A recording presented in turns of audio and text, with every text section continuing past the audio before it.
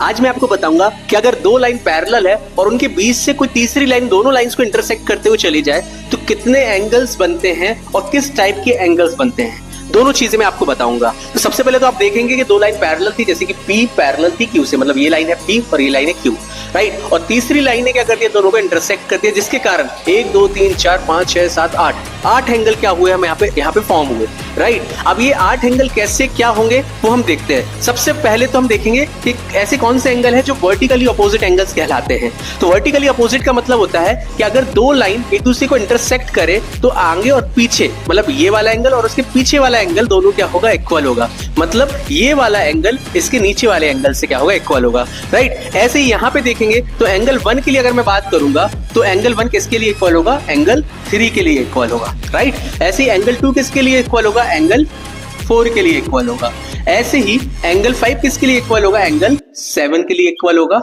और एंगल 6 किसके इक्वल होगा, एंगल 8 के इक्वल होगा, राइट। तो आप यहां पे समझ गए कि वर्टिकली अपोजिट एंगल्स क्या होते हैं। अब हम पढ़ेंगे कि करस्पॉन्डिंग एंगल्स क्या होते हैं। करस्पॉन्डिंग एंगल्स के लिए हमें क्या करना है, यहां पे देखना है एक छोटा सा सर्कल है और यहां पे भी एक छोटा सा सर्कल है। अगर मैं देखूं कि एंगल 1 किसके इक्वल होगा तो इस सर्कल में जो एंगल 1 है वो क्या है, ऊपर से लेफ्ट वाला है, राइट। तो ऐसे ही इस सर्कल में अभी अगर हम देखें तो ऊपर से लेफ्ट वाला पोजीशन किसका है, एंगल 8 का। तो एंगल 1 किसके इक्वल होगा, एंगल 8 के।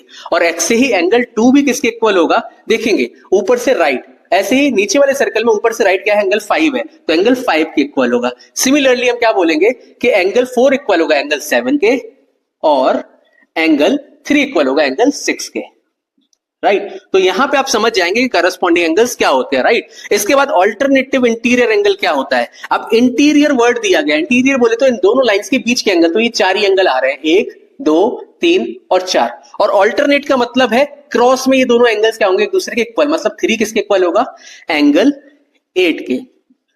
और यहां पे एंगल 4 किसके इक्वल होगा, एंगल 5 के, राइट। तो यहां पे आप सीखे अल्टरनेटिव इंटीरियर एंगल कैसे फाइंड करते हैं। अब ऐसे ही सिमिलरली क्या होगा, अल्टरनेटिव एक्सटीरियर एंगल्स क्या होते हैं। तो हम एक्सटीरियर की बात करेंगे तो एंगल 1 और एंगल 6 क्या होंगे, यहां पे इक्वल होंगे।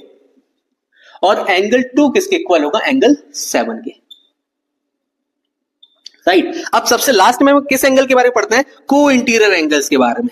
अब को इंटीरियर्स मतलब फिर से इंटीरियर की बारी आ गई है, इंटीरियर की बारी फिर से आ गई है भाई। तो इंटीरियर कौन कौन से एंगल है, 4 3 5 और 8। और इसमें बोला जा रहा है को इंटीरियर, मतलब सेम साइड जो एंगल्स है। मतलब अगर मैं राइट साइड देखूं तो 3 और 5 इन दोनों के बीच है, लेकिन ये इक्वल नहीं होते हैं भाई, ये इक्वल नहीं होते। इन दोनों का सम 180 होता है। मतलब एंगल 3 प्लस एंगल 5 इन दोनों का सम कितना होगा, 180।